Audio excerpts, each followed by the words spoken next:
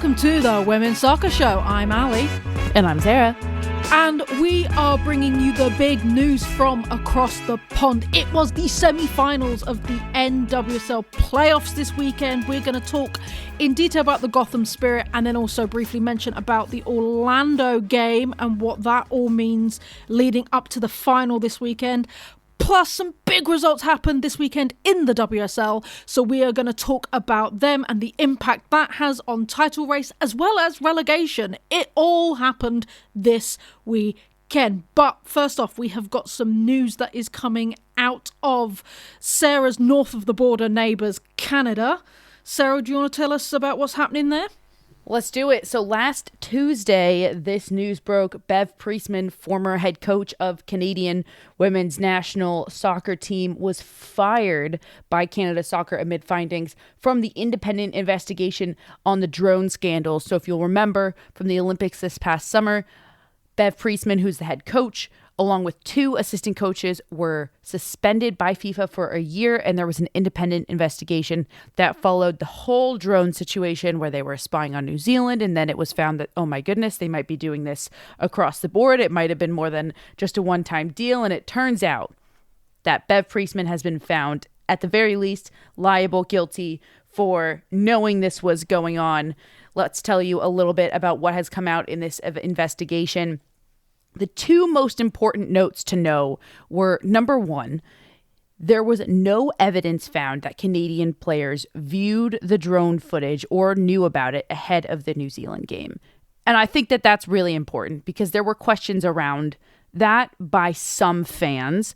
And I think that's really important that that came out in the investigation. And then two, some staff members and coaches felt uncomfortable spying on opponents, but they, quote, did not feel they could challenge the authority of the head coach, unquote, according to the statement from Canada Soccer. And that was really the smoking gun that has led to the firing of Bev Priestman. This has been a long, long investigation. Allie, what are your thoughts on this? And, I mean, will we even see Bev coach again? I don't want to play this card, but I'm telling you now, if Bev Priestman had been a straight white male, we would see her in a job within 6 months.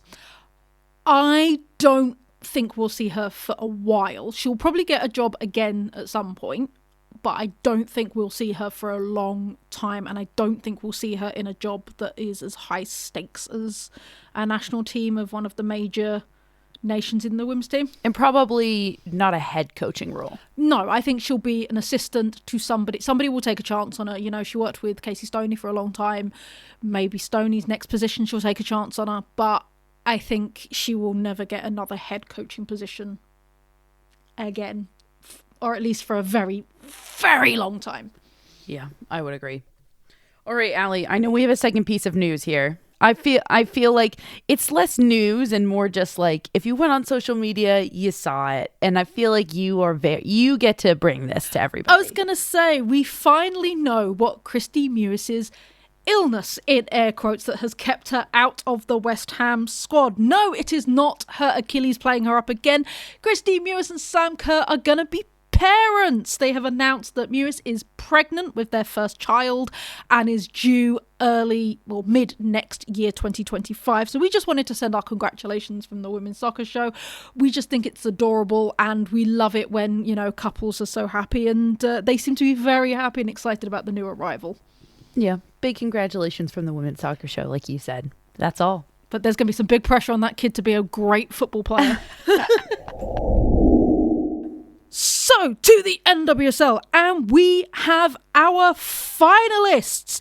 It is the number 1 and the number 2 seed. Washington Spirit versus Orlando Pride will face off in Kansas City this Saturday to see who will take the NWSL Championship. Both games happened this weekend for the semi-finals, and it was an outrageous game for the first one, which was the Washington Spirit versus Gotham, which is the one that we are going to talk about because it went down to penalties after being 1-1 in regulation and then the added extra time. Very quick note on Orlando. They beat Kansas City 3-2 in normal regulation time. But let's talk about Spirit versus Gotham, because this game was something else. Oh, it was everything. I think it was everything we wanted and more from the semifinals of the NWSL. At one point, I think I just started laughing because I was like, what is this league? What's going on right now? It had everything. We knew that this rivalry was a physical one. Like, if you've watched these two teams play ever, it gets really physical. And this game was no different. It was open. It was up and down. It had 8 yellow cards. It had a stoppage time equalizer. Reminder, everybody, Gotham FC was about to win this game 1-0 in regulation time. And Washington Spirit equalized in injury time of regular time. It was incredible. It had a double yellow for Barinya, turning into a red. We got to see Trinity Rodman and Sonnet going back and forth, both of them standing on business. That part was a blast. I mean, Allie, when you draw up an NWSL semifinal that gets everybody excited, this is what you draw up. Except for Gotham fans. I was going to say, as a Gotham fan, I was not happy.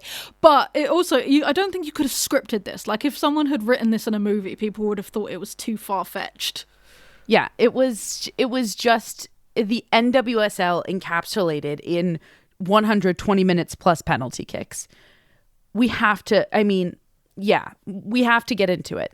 It's no surprise we picked this game. Obviously, Orlando, Kansas City was a blast, but this game was everything. So let's talk about it. Let's talk about Gotham, who unfortunately got knocked out in the semis. There has been a theme coming from the comments from fans about what went wrong for Gotham, because as you said, they were so close to taking it. They were 1-0 up until like the dying moments of injury time. So the two big things were the substitutes were bad. It was a bad idea, specifically taking off Rose Lavelle and Yasmin Ryan, who had been bright spots for the team all season. And also, the penalties were some of the worst penalties I have ever seen in a competitive match. And people are asking, did they even practice these penalties? So let's start with the first point and your thoughts on the substitution choices made. The substitutions, it's a hard one because hindsight's always 20/20, and you can look back and say, having watched that game, I know that maybe it was a bad idea to take off both Roosevelt and Yasmin Ryan. Perhaps it would have been different if one of them had stayed on. They're both such game changers that maybe even just one of them staying on the field would have made a difference. But at the end of the day, I don't think that Gotham FC fans can point to that and say Juan Carlos Amoros messed up by doing that. And here's why. If you're a Gotham FC fan, you know that ever since he's taken over at the helm, there's no best 11. There's no starting 11. It's different every single game, and that has been something that he has stayed true to, even in bringing in these U.S. Women's National Team stars this year with the addition of Davidson, Lavelle, Sonnet, Dunn. It's remained as that, and what that means is that everybody is relied on equally. This is what won them a championship last year. He made substitutions like this all the time last year, and that is what won them a championship. It didn't work this time around, but you can't then hang your hat on it this one time when it didn't work and say, this is the problem. He took a chance. It absolutely did not pay off. I think in hindsight, he should have left one of them in and taken one of them off if he really wanted fresh legs. But I guess, frankly, I don't even hang my hat on that. I hang my hat on the penalty kicks. I was going to say, let's talk about those penalties, because as I said, they were some of the worst I've ever seen in a competitive match. They scored none of them. So Spirit beat them 3-0 on penalties. They didn't even need to go through the full 5 lineup because Gotham couldn't find the back of the net to save their lives. Yeah. I will say, I hang my hat on the penalties also because Barinya got a red card, her second yellow in the 101st minute, and Gotham still had opportunities after that. Even with 10 players, they held up well. So I just had to add that in to say, let's talk about these pens because, yeah, they scored 0. Big goose egg, like you said, Allie. And every single one went to the same spot. Every single one was telegraphed so big. There was no power behind any of them, and there was no placement. And if you know anything about penalty kicks, there's got to be one or the other. Ideally both, but one or the other. Otherwise, you're done. And quite frankly, the people who are questioning if they practice them, one of my friends was like, I really hope they didn't, because if they practice them and this is what they got, that's embarrassing. It's true. Like, I know it's hard to, recreate the pressures in training of taking a penalty shootout for that. But they were comically bad. They were comically bad. Like you said, there was no thought behind it. I always go back to the Hope Solo quote, which is, power can overcome precision. So if you've got a good, powerful shot, I would say probably 8-9 times out of 10, you can get past the keeper and get it in the net. And I would argue precision can also overcome power. Yeah. And they had neither. Yeah, listen. Like you said, it's hard to recreate the pressures of that situation. And penalties is a terrible way to lose a game. And I never want to sit here and blame a team for losing on pens, because that just hurts so badly. And as somebody who has big time messed up a penalty in big moments, and I'm talking didn't even put it on frame, I skied that baby sky high over the goal and have never forgiven myself for it. It's hard to sit here and really get mad at them. It's just a terrible way to lose a game. They held up well, and it just didn't come together. And at the end of the day, I think that perhaps the better team on the day, by a margin, the finest of margins, did win. That's a wonderful transition there, Sarah. Let's talk about Washington Spirit for a moment. They are the victors. They're the ones that are going to be playing Orlando in the final this weekend. You have to remember, this is a team that still doesn't have Bethune and Soar, who are huge from the beginning of this season. We've talked about how Bethune can still possibly be Rookie of the Year despite not playing most of this season. And they've half the season basically at this point, maybe a little bit more, but she still, like you said, might be Rookie of the Year. Yeah, and they have had to play around with their lineup constantly. They've been brought with injuries. The fact they managed to get the season that they did, and then just look at what happened this game. Yeah, I mean, obviously Rodman and Kruger getting healthy again has been everything, but then you look at how we're talking about Croy Bethune as Rookie of the Year. Listen, Hal Hirschfeld made a real good case for herself in this game as potentially overtaking her Washington Spirit rookie teammate for Rookie of the Year, because she has been nothing but solid for them in that midfield and has come up so big in big moments. Mind you, reminder, Hal Hirschfeld is the one that scored the equalizer in the 93rd minute. She's been huge. And then we have to talk about, of course, the addition of Rosamund Kouassi, the Ivory Coast international, has been, in my opinion, the biggest addition. You mentioned what they were missing when Soar went down with an injury, and it's everything. You can't just rely on Rodman down that right side. There has to be another threat down the left side, and that's what Kouassi added. And she was so big in this game, and her talent was on full display for the entire league. And listen, you just look across this entire lineup, and it's kind of understandable how they ended up second in the league and that they're going to the championship. And for a season that's been the most top heavy season we've seen, I think, ever really in the NWSL, it's very fitting that the 1 seed and the 2 seed are going to play each other in this final. I think that these are the two best teams across the entire season, and they're going to face off. Oh yeah, nothing but good transitions today, Sarah. So let's talk about the final. As we mentioned, it's Orlando versus Washington. They are going to play in Kansas City's new purpose-built ground, which I think is a fantastic venue for this final. I can't say we've got any real underdogs because it is the first seed versus the second seed. So it is going to be, no surprises like we had last year with Gotham squeaking in and managing to pull it out the bag.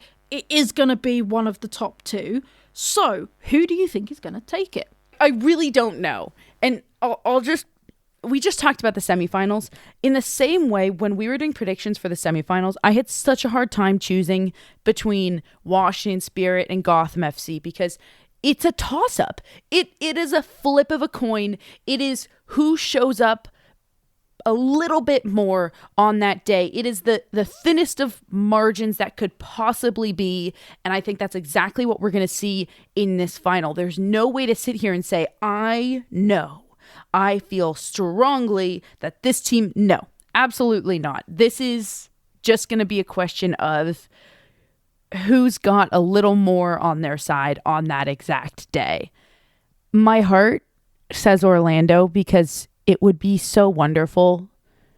Marta is the only player left on the Orlando Pride team who was on that team the last time Orlando made the playoffs, which was in 2017. Let that sink in right there. These fans have been waiting for it for so long. My heart, for that reason, wants this for Orlando Pride. My head says Washington. I'm going with Washington Spirit. I think that we are going to get extra time. I think this is going to be a very open game. Lots of goal scorers on both ends. I think it's going to be 2-2 going into extra time, and this game will end either in extra time or penalties, and Washington Spirit will win. Ooh, controversial. I'm not going to agree with you. I think it's Orlando. And I think that Orlando, like you said, they've been waiting for this for so long. It's a team that have been down for so long, and they've managed to pull themselves from the bottom of the league to winning the Shield and to getting themselves into the Championship finals. I think it's going to be an Orlando win. I think they're going to do it. It's probably going to go to extra time. I don't think it's going to go to penalties. And I'm going to call it now. Marta scores the winner, because she comes up in these big games, and this is potentially her last ever professional game. Because we didn't dive into the Orlando game, we didn't get to talk about how Marta really put the dagger away. What a moment that was. You think she's going to do it again in the championship? Yeah, between her and Banda, and we've talked about Orlando's defense being pretty locked in. I'm going to give it. I'm going to say Orlando. It will probably go to extra time, and I reckon Marta will do it again to seal the fact that she will be both Shield and Championship winner. Let's go around the world. Around the world, around the world. To France, and Lyon extend their lead at the top of the table this weekend with an 11-0 win over St Etienne. Both the Parisian teams won this weekend to keep up the chase. It is going to be a very tight race to the top this year. To Spain, it was El Clásico this weekend, and Barcelona keep their unbeaten record comfortably, winning 4-0. Atletico regained second place with their win. Will anyone be able to topple Barcelona at the top, though? To Scotland, and Celtic's woes continue as they lost this weekend to arch rivals Rangers. The team in blue took back the lead 3 times to solidify their 3 points and remain second, as well as bragging rights. Glasgow City also won to keep their top spot, whereas third place Hearts suffered a narrow defeat. And finally to Germany, the top 4 all won comfortably this weekend to keep the title race close. Wolfsburg are in the top spot with a narrow lead with 25 points, and the rest of the pack all sit on 23 points. This league is definitely one to keep your eye on. Have you checked out Total Football Analysis yet? TotalFootballAnalysis.com provides researched analysis on loads of football, including the women's game. Want all the stats in one place instead of drowning in a mountain of tabs? Want to explore key matchups and the tactics from both teams? Total Football Analysis provides the stats and analysis to help you learn more about the beautiful game. We have a special discount for listeners of the Women's Soccer Show. At checkout, type WOSO10 to get a full year for just €10. That's €40 of the yearly subscription. Head over to TotalFootballAnalysis.com and type WOSO10 at checkout. And finally, we'll go across the pond again. It's fun because whenever we say across, we can both just keep saying across the pond. And for somebody listening, it's across the pond. It is. We're going to the Barclays WSL, everybody. And it really was a weekend of rivalries. We had the rivalries in the NWSL. And you look over what was going down in the WSL, which, mind you, some of us were double screening it this past weekend. We had NWSL on one screen, WSL on the other. That's what I was doing over here. Lots of big wins. Arsenal took down Tottenham 3-0. We have now every single team in the WSL has a win. Aston Villa got their first win of the season, 3-2 over Crystal Palace. But the one that we all had circled was Chelsea hosting Manchester City, because we questioned if this possibly could be a result that ends up deciding the table. And Chelsea took it 2-0 over City, who, listen, I think a lot of people had City picked to win this game, Allie. Yeah, no, absolutely. If you look at form, both were unbeaten. Both, if you look at the results, it seemed like City were more comfortable in their wins. So, yeah, everybody thought that, going to Chelsea and going to Stamford Bridge is always a hard ask. But I think a lot of people did think that Man City were going to win this. And to be honest, Chelsea eased past them. It was a really easy game, looking like there were some great battles. Greenwood, again, doing Greenwood bits. But, Ramirez is unstoppable. Yeah. Well, this is the first time we got to see these two teams face off against each other without Emma Hayes. And I think most people have Manchester City picked to win the league this year because it was the exit of Emma Hayes. And with that, a lot of players also exited Chelsea. And I think a lot of people looked at Chelsea and said, they're not going to be the same. Sonia Bompastor, in her first season as manager of Chelsea Women, she is the first manager in WSL history to win their opening 7 matches. Allie, what does this say about Sonia Bompastor? Does it say anything about her? To be honest, I don't think it does, because it's a bit like having someone win a race with a tuned up Ferrari. Like, the squad that Sonia Bompastor came into is one of the best in the world. Never mind the league, is in one of the best in the world. So, you know what? She's not taken on a struggling Everton or a Crystal Palace or a West Ham. She's taken on a team that is finely tuned and has great players, and has brought in a couple of players that are helping, such as Lucy Bronze, but who's played under her before anyway. I do think it is hard coming into the league, and that is something to be applauded, that she has managed to, step into some very, very big shoes. That is Emma Hayes. But it is for me that I'm a bit like, well, you're playing with great players such as Ramirez, we just talked about, such as Brighton. There were some great players in the Chelsea squad. So I'm a bit like, it's to be applauded, but not lauded. Yeah, I would agree. If you were to ask me what it says about her, I would say it says that she inherited a really great team. And that's not disrespect to her at all. Obviously, she's doing something right, but it doesn't say all that much. Perhaps the question is, does it say something about Manchester City? I was going to say it says more about Man City than it does about Chelsea. So I guess that's the question. Can we hang our hats, really? I mean, this is just one game. And is it right to put all of this weight on this one game? Now Chelsea's at 2 points ahead of City in the table with 21 points. City has 19. Chelsea also have a game in hand, however. So is it right that this could have decided the title? We said that last week. I think it is a good indicator. It is, because like you said, they've got a game in hand. They're playing Manchester United. They beat Manchester United, they go 5 points clear, which is a tough ask in such a small league. You only play 22 games, and you've got to hope that Chelsea mess up twice, if that happens, for you to get, and you not to get a chance. We saw last season that Chelsea did go down to a Liverpool team, which no one expected, but then Man City lost to Arsenal and basically lost the title race there. So I don't want to say the league's over in November, because that's boring, but I do think that if the biggest test will be if Chelsea beat Man United, because they've got their game this weekend, which is the make-up game. If they can beat Man United this weekend, I would say that unless something spectacularly happens to Chelsea, the league is as good as done. Okay, so what was this in terms of Manchester City? If you're a City fan, you have to be so incredibly frustrated right now and so incredibly just annoyed at Chelsea, because this was going to be your year. It still very well could be. Like you said, it's very early on in the season. We're not even halfway through yet. So we're not saying it's done. But with this result, you have to feel a little defeated.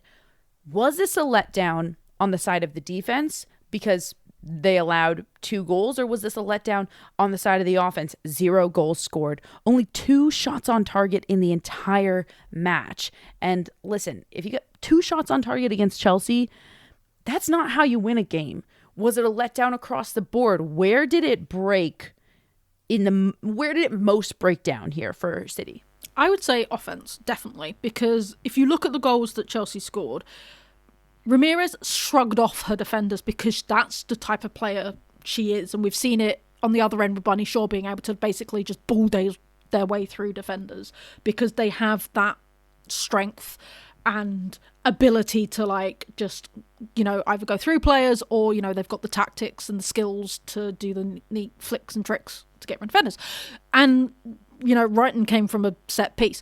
I think the fact that they had 2 shots on target, and I don't think that is a Chelsea defence win. I think that is a letdown from Man City because, again, they've got some fantastic players on their squad that should be able to score. I know Lauren Hemp was out with injury, which people were sort of blaming the fact that Man City weren't able to get past. But if you look at who they had up front, you've got Jess Park can score cracking goals. Bunny Shaw, who has been Golden Boot winner and has been a fantastic goal scorer. Mary Fowler, Jill Roord's back. You know, like, you've got these players. I do think only having Chloe Kelly when you're 2-0 down, coming on for 10 minutes is a stupid decision. But we can talk about Gareth Taylor another time. I agree. Like, why would you do that when you... I mean, this is also why we can sit here and say, yes, Sonia Bonpastor inherited a great team, and that's mainly what it says. But you don't just beat every single team simply by inheriting a good team. You also have to be a good manager. And perhaps that is the missing piece. Perhaps we're just talking about the wrong thing for City. It's been a while since we've talked about Gareth Taylor, so let's bring it back around. Perhaps it's not the fault of the offense, the fault of the defense, the fault of anybody on the field. Perhaps this is a case of having a manager that's taken your team as high and as far as he can take them, and you need somebody who can take them a little further. Yep. Okay. Allie's just like, yep, let's move it along. Just hard yes, done. Okay, let's talk a little bit more about the rest of the table because there were a lot of tight games this weekend. I mentioned Aston Villa got their first win of the season. That was a 1-goal game. They took it 3-2 over Crystal Palace. Everton won 1-0 over Liverpool with the most controversial penalty. Let's talk about that for a minute. Oh, okay. The most controversial penalty. And if there was ever an argument for VAR, it was this game, which, you know, could have been used because they were at Goodison Park. Everton were given a penalty for a foul that was so far outside the box, it might as well have been the halfway line. It was shocking, this decision. But you know what? Them's the breaks, and Liverpool, you should have been able to score if you wanted to get some points out of that. But it has to be said that that penalty decision was some of the worst refereeing I've ever seen in this league. Yeah, you know, that's always a hard way to lose. That was Everton's first win of the season. They also got their first win along with Aston Villa. You know what? Sometimes you need to catch a break, like you just said. Also, I'm so sorry, Allie, gotta say it, Brighton took it 3-2 over West Ham. We have to just... Brighton continues to put themselves in the conversation. We have to talk about Brighton for a second because you look at the table, and we've talked about this before. When you look at where they're sitting, they're falling a little bit right now, but still in third place. They've got 1 point on Arsenal right now. I mean, Brighton, 5 wins, 1 draw, 2 losses, but then they only win by 1 point over West Ham United, who have 1 win on the entire season. They're sitting locked on 5 points. They're just that team that I keep trying to figure out where I'm like, are they going to stay up there? Are they going to, or are they going to fall from grace at some point? What did this game tell you, if anything, more about Brighton? Not really much about Brighton. Like, they actually, if you look at the... Really? No, because I was there. It was freezing cold. If you look at the actual match stats, they went 2-0 up quite, you know, early, like quite early on within the game. Like, they scored 1, either half. So the half, and you're like, okay, there we go. This is Brighton doing Brighton things. And then they let Kat Gorey score 2 goals in 4 minutes. Yeah. And I would say that does show that West Ham are playing a bit better than they have been. But I do think that Brighton maybe underestimated their opponent because, like you said, the disparity in positions.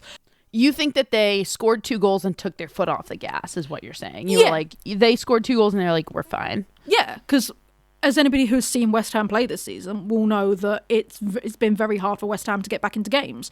So to have a 2-0 lead over them with, half an hour to go, they could have defended that quite well. They didn't, and it was down to a Kirby goal in like the 80th minute to seal that victory. So I think it's going to be a lesson for Brighton to not underestimate any opponent that they play, because they've still got the chops, they've still got those players and the weight, and they play some fantastic football. It was a fantastic match to watch despite the result for my team, because they play some beautiful football.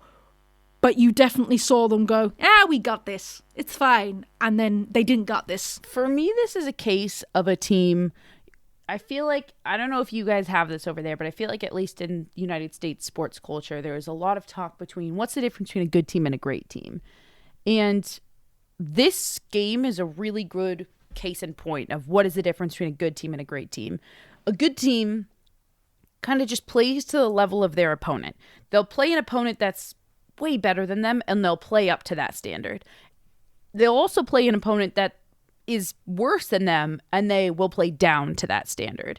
And that's the difference. A great team will play their game, they'll blow that bad team out of the water, and they'll stay mentally and emotionally focused and on task. And that is the difference between a good team and a great team. And for me, what this game really said was, Brighton are good, they're not great yet. And I think that can sound really trivial if you're listening. You're like, well, duh, Brighton aren't great. I don't know. They're still sitting at 3rd in the table, so the jury was still a little bit out about what the rest of their season could look like. And this, I think, helps it take a good shape. Yeah, and also it's good to know that because we've got international break coming up, but the rematch for Chelsea Man United is playing this Sunday. If regardless of the result, Brighton can't be toppled from 3rd. So they will be 3rd until international break comes back. Again, with the transition, speaking of United, a little bit of news. Ella Toone has torn her calf. Been a rough go for Tooney. She'll be out for a little while. Tough season for Manchester United right now. It is a tough season, but this is going to sound really glib, and I don't mean it, but I think this is probably one of the best things that could have happened for Ella Toone. She's obviously she's going through this massive turmoil in her personal life. For anybody who doesn't know, her father unfortunately passed away early season, and she never took a break. And again, we don't know if this was a decision that she came to, if the manager came to, but literally she was playing a game 3 days after he died. If anybody who's watched a Manchester United game will know that Tooney has not been at her best. She has been distracted. She has not been there. To be enforced to take at least 6 weeks off is what they're saying that this injury is going to be. It's probably going to be the best thing for Tooney, and I reckon she'll come back flying. I get what you're saying. I think when I read that, I was like, you know what?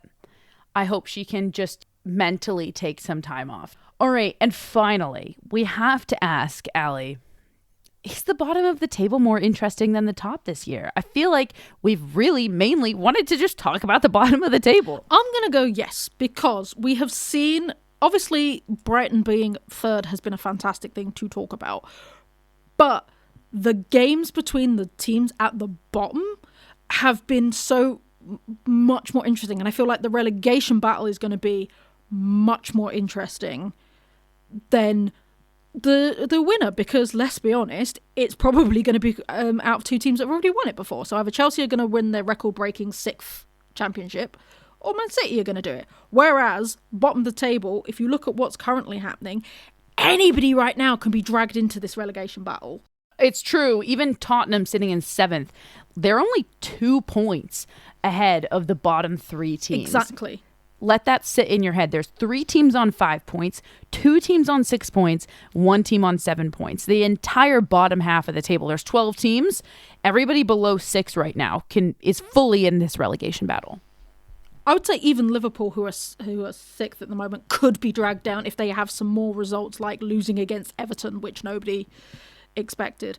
So, yeah, and if you are as interested in this as we are, me and Mike, our wonderful editor, are going to bring you a special show on our Patreon every fortnight called The Other 8, where we are going to talk about the teams other than the traditional top 4. We know you guys have been asking for it, so we are going to bring it to you on our Patreon to talk about what is happening with the other teams in this league. What makes both of them super qualified for this? Well, Allie, as you know, is a West Ham fan. Been sitting at the bottom of the table for a very long time. And Mike is a Brighton fan, experiencing his first time in the sun at the top of the table right now. But boy, does he know the woes of the bottom of the table. And he knows his friendly bottom of the table teams very, very well. I'm so sorry to both of you to have to say that, but it is the truth.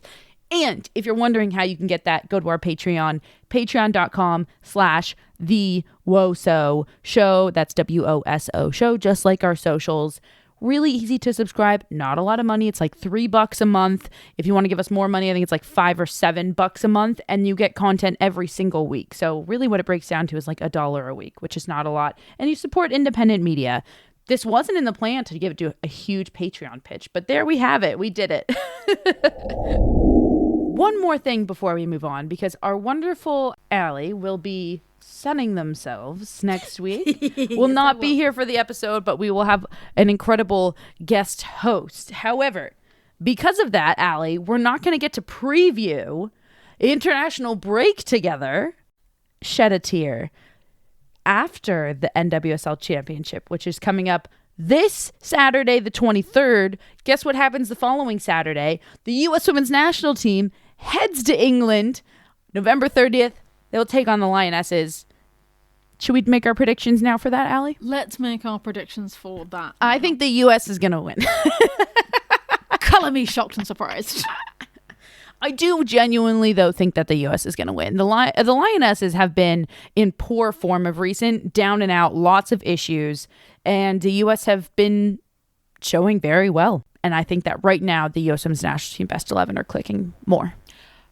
The thing is, if it is your best 11, then yes, the US will win, because I feel like, and this is a longer conversation, but I feel like Serena has picked her best 22 or 23 that it is every time. Does she play her best 11? No. She plays the same people over and over again. What does Alex Greenwood need to do to get a starting position? Because she is arguably the best left back at the moment in the league. You see it at Man City week in, week out, yet she is sat warming a bench. And no disrespect to Jess Carter, there is no disrespect. Jess Carter is a cracking player. So I do think Emma Hayes will play her best 11. I don't think Serena will. And I think England are going to get humbled. I'm sorry if that makes me unpatriotic. I think England are going to get humbled. You know what? I think you're feeling really down about your team right now. I do. I have a more positive outlook on England right now than you do. Because the last time we spoke about England, I said there needs to be a formation change. There needs to be a moment where the 4-3-3 is not working. You don't have the personnel for it right now. So let's change the formation. And I think perhaps because Ella Toone is injured, she won't be in camp. Serena might be forced into a formation change, which actually could be the best thing for this team right now. Yeah. Did that give you some hope? Did it give me hope? No. Oh, really. I tried. Really. You tried, but no, not really. The thing is, though, I think if we do get humbled by you guys, and I think that's going to happen, that will be the greatest kick in the backside for the Euros, because that will be embarrassing, and they need to figure that out. But that's my feeling. But I do think it's going to be like, yeah, it's not going to be great. It's going to be a good test for England. Another good test for England that, like you said, much needed with the Euros coming up this coming summer. All right, everybody. So reminder, that's this weekend, NWSL Championship, along with the Chelsea Manchester United rematch. That'll be on Sunday. And then the following weekend, international break. But don't worry, we'll cover all of that next week. And that's it for us here at the Women's Soccer Show. I've been Sarah. And I've been Allie. Thanks, everybody. Yay!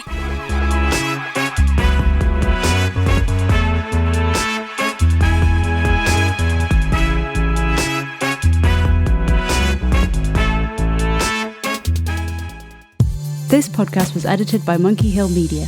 Visit monkeyhillmedia.com for more information.